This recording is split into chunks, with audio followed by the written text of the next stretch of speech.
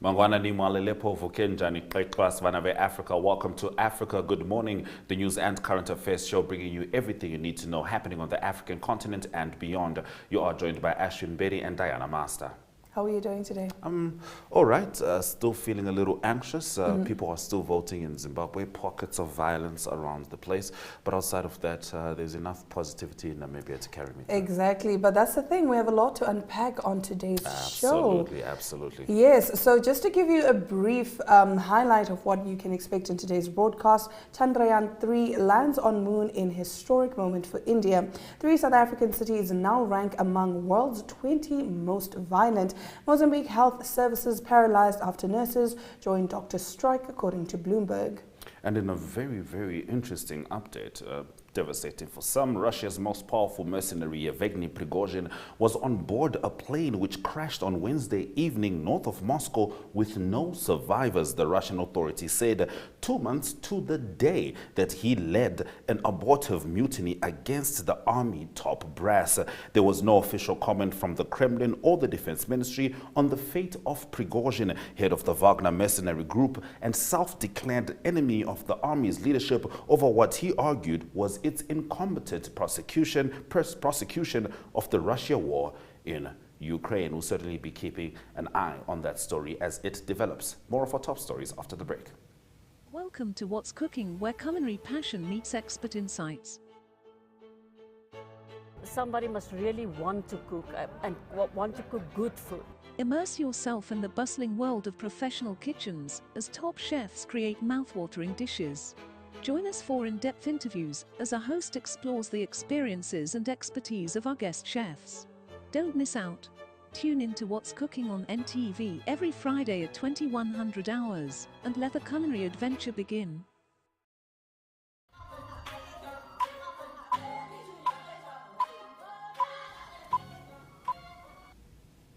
Getting into our top stories, Chandrayaan-3 lands on moon in historic moment for India. An Indian spacecraft landed on the moon on Wednesday, the space agency said, in a mission seen as crucial to lunar exploration and India's standing as a space power just days after a similar Russian lander crash. For India, the successful landing marks its emergence as a space power as the government looks to spur investment in private space launches and related satellite-based businesses. People across the country were glued to television screens and said prayers as the spacecraft approached the surface. The Chandrayaan-3 spacecraft landed on the lunar South Pole, the Indian Space Research Organization said. This was India's second attempt to land a spacecraft on the moon and comes less than a week after Russia's Luna 25 mission failed. Truly wonderful scenes in India. We're going to swing down back to Africa now. 3 major cities feature among the 20 most violent cities in the world. These are South African cities, according to the latest Mexican Council for Public Security and Criminal Justice's notorious annual report. Since 2013, the council ranks the 50 most violent cities of the world based on the number of murders per 100,000 people. The list includes cities with a population of more than 300,000 and doesn't count deaths in combat zones or cities with unavailable murder statistics. The overall top 50 is dominated by South American countries, although it also includes New Orleans in the United States, Haiti, and Jamaica. South African cities have been a regular feature since the very first report. In 2022-23 ranking, 4 of the country's cities appeared in the top 50. This year, however, Cape Town, Durban, and Nelson Mandela Bay have moved up the rankings to make the top 20 cut. Cape Town, marred by gang violence, beats the 2 other cities by taking 12th spot, cozying up with Brazil's Mosoro and Mexico's Irapuata.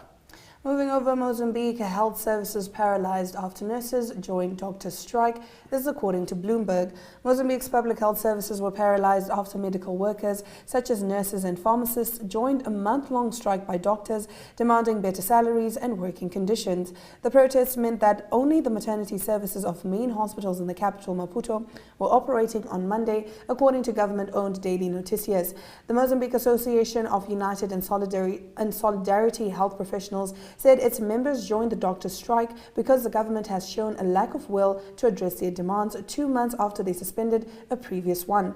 Public wages have become a heated topic in the Southeast African nation since the state introduced pay reforms at the end of last year. The policies formed part of an economic program with the International Monetary Fund that came with about $456 million of funding over 3 years. Now, South Africa signed a draft of deals with China on Wednesday to help it overhaul its creaky energy sector, including upgrading its nuclear power plant as the government seeks to ease the severe energy crisis hobbling the economy. The agreements signed with Chinese power companies on the sidelines of the BRICS summit in South Africa includes upgrades to the Southern African country's electricity transmission and distribution network. We are moving at the speed of the fastest. We are not going to move at the speed of the slowest, Electricity Minister Kosientro Ramakopa after signing the deals. Now, China's power transmission grid network, generation capacity and renewable energy plants are the largest in the world and were set up in a short time. And it is this expertise South Africa wanted to learn from, Ramakopa said. And now bringing us to the end of our top stories, Gabon's president eyes third term as opposition seeks end to Bongo dynasty rule. Gabonese President Ali Bongo has campaigned for re-election in remote corners of the rainforested nation this month, seeking to dispel opposition claims he lacks the strength and track record to fulfill generous electoral promises in a third term. The Central African state holds presidential, legislative and local elections on August 26th. Of Bongo's 18 competitors, 6 have backed a joint candidate in an effort to marshal the opposition vote and end his family's 56-year grip on power.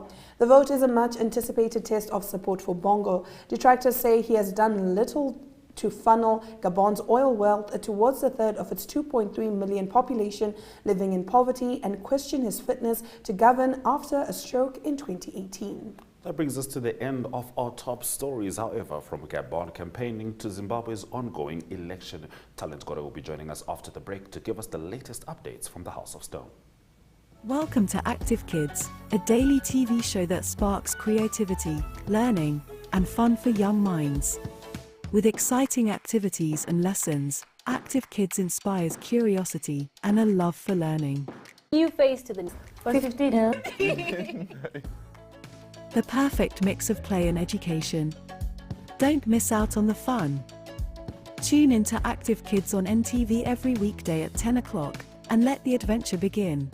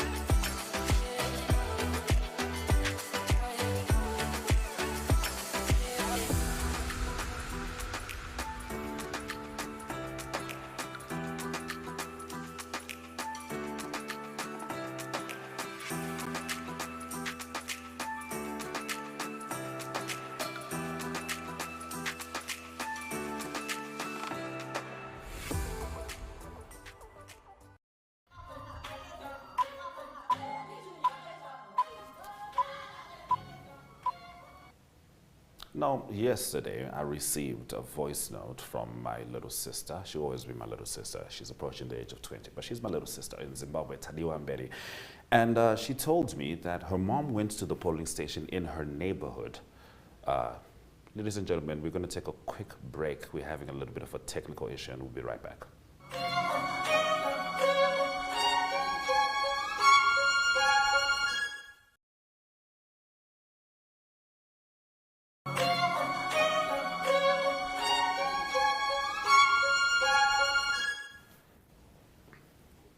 So as I was saying, my little sister, Tadiwa Mberi, sent me a voice note yesterday afternoon, and she said that her mother had gone to the polling station in her area to vote in Zimbabwe. Upon arriving, she was told that her name had been transferred to a farm 12 kilometers away. And these are some of the frustrations that Zimbabwean voters are currently experiencing as they seek to elect a new president, amongst other important roles in the country now. Zimbabwe has extended voting in selected wards by a day after the late distribution of ballot papers delayed polling, according to a presidential decree issued late yesterday. Voters in the southern African country waited for hours to vote, saying they were hungry for change from economic chaos, but analysts were skeptical that the ruling ZANU-PF party would allow a credible election or any loosening of its stranglehold on power. According to Zimbabwean law, voting is supposed to take place within one day. The presidential notice listed 40 wards it said were affected by the delays. Although the named areas make up less than 1% of the country's 12,374 wards, they include 11 wards in the capital, Harare, which has the highest number of registered voters. According to a notice from President Emmerson Mnangagwa announcing the extra day, the affected wards are in 3 of Zimbabwe's 10 provinces, opposition strongholds, Harare, Mashonaland Central, where the ruling party is traditionally dominant, and Manicaland, which is a key battleground. Mnangagwa is seeking re-election after a first term, during which runaway inflation, currency shortages, and sky-high unemployment left many Zimbabweans reliant on dollar remittances from relatives abroad to make ends meet. He faces 10 other candidates, including his main challenger, lawyer, advocate, and pastor Nelson Chamisa, 45, of the Citizens Coalition for Change. In Harare and the country's second biggest city, Bulawayo, both opposition strongholds, a significant number of polling stations opened hours late, forcing voters to wait for most of the day. The Electoral Commission blamed the delays on late printing of ballot papers caused by court challenges, saying in a morning statement that only 23% of Harare's polling stations had opened on time. Few or no delays were reported in other parts of the country. You know, that is quite interesting, considering that a few weeks ago they did notify everybody that they printed ballot papers in excess. In fact, Talent Gore gave us an update of the exact amount of ballot papers. It was about 600,000 in excess of what was on the voters' roll, and the reason was because they didn't want to spoil any papers. So this raises a lot of questions among Zimbabweans, and some people might be wondering, why are Zimbabweans still staying in those queues when it seems so shoddy of a process? Well, there is no working cancer treatment radiotherapy machine in Zimbabwe. There hasn't been one for 2 years. The biggest hospital in Zimbabwe, Parirenyatwa, has one working maternity ward. And by the way, it costs $37,000 to build one functioning maternity ward. 2,500 Zimbabwean women die during childbirth every year. So these are some of the factors that Zimbabweans are considering, and these factors are intertwined with their very existence. And we'll certainly be looking forward to Talent Gore letting us know how this all transpires. Of course, democratically, no one is comfortable when you're having issues with ballot papers. It's difficult for us to, to trust the credibility of the process. So we'll see how it all goes. However, for now, economic news after the break.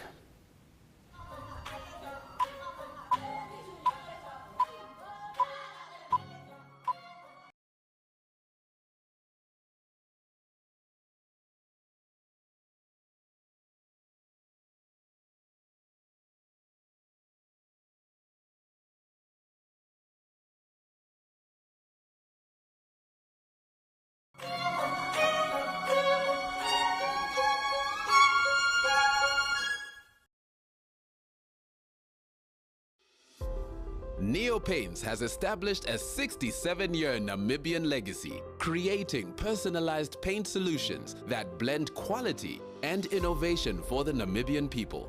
We pride ourselves in being a 100% Namibian-owned company, investing in our country and our people by employing and empowering true Namibians. With every brushstroke, Neo Paints commits to our quality guarantee and always delivering a coat of excellence. At Neo Paints, we always stay true to our country. We are as Namibian as you.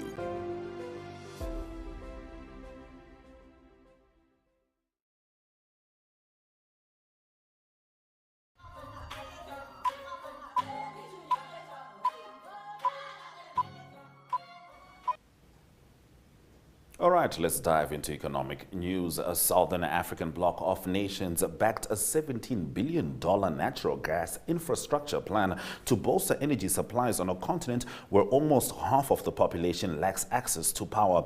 The 16-member Southern African Development Community approved the blueprint to invest in infrastructure such as pipelines and terminals for local and imported supplies.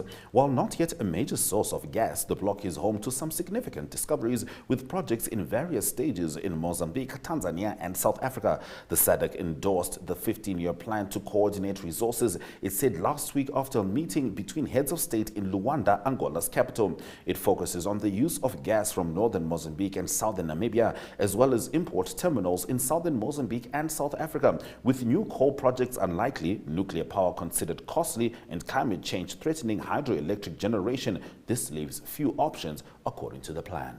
Now, in the last of our economic stories, UK top bosses earn 118 times pay of workers, according to a study.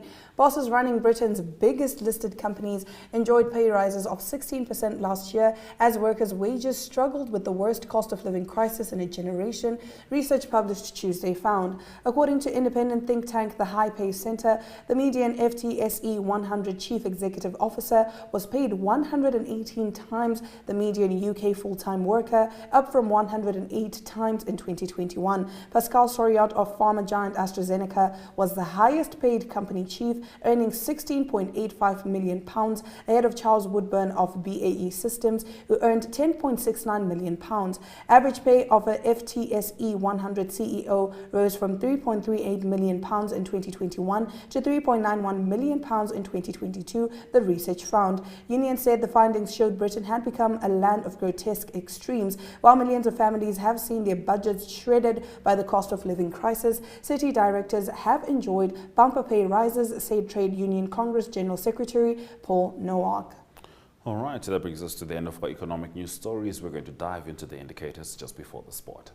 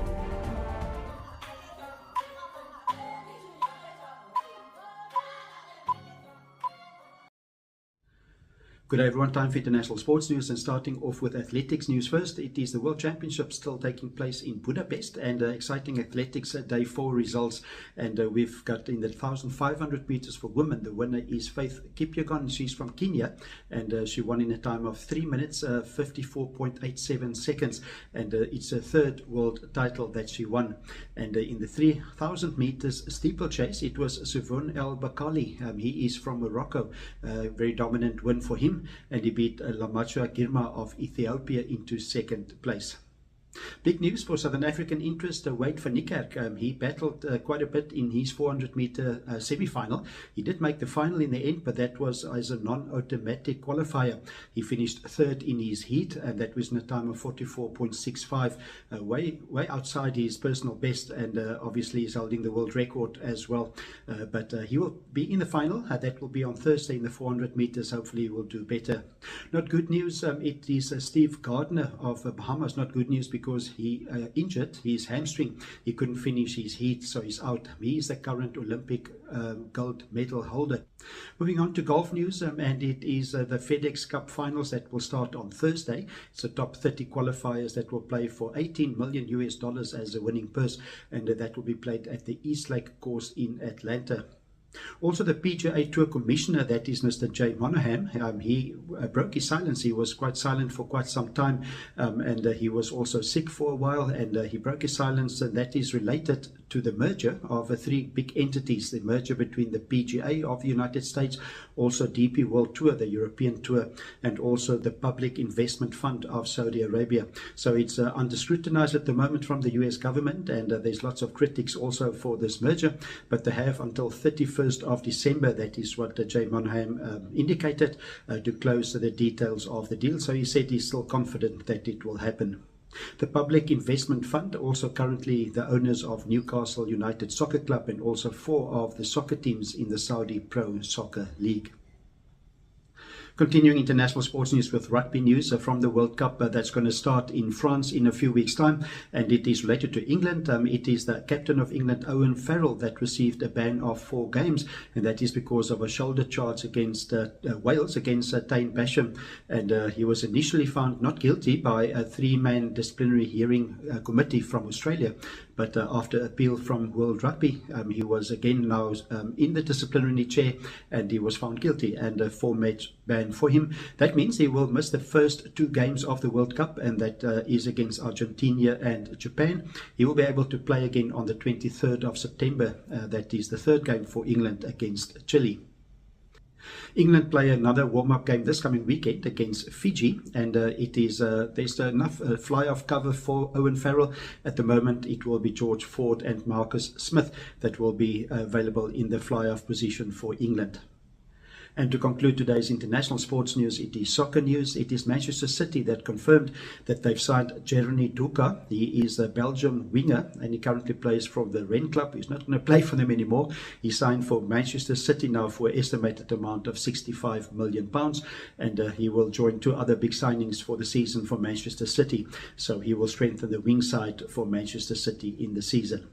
That's international sports news for today. Hope you have a great sport day, and we'll talk again international sport news tomorrow. Goodbye. Neo Paints has established a 67-year Namibian legacy, creating personalized paint solutions that blend quality and innovation for the Namibian people. We pride ourselves in being a 100% Namibian-owned company, investing in our country and our people by employing and empowering true Namibians. With every brushstroke, Neo Paints commits to our quality guarantee and always delivering a coat of excellence. At Neo Paints, we always stay true to our country. We are as Namibian as you.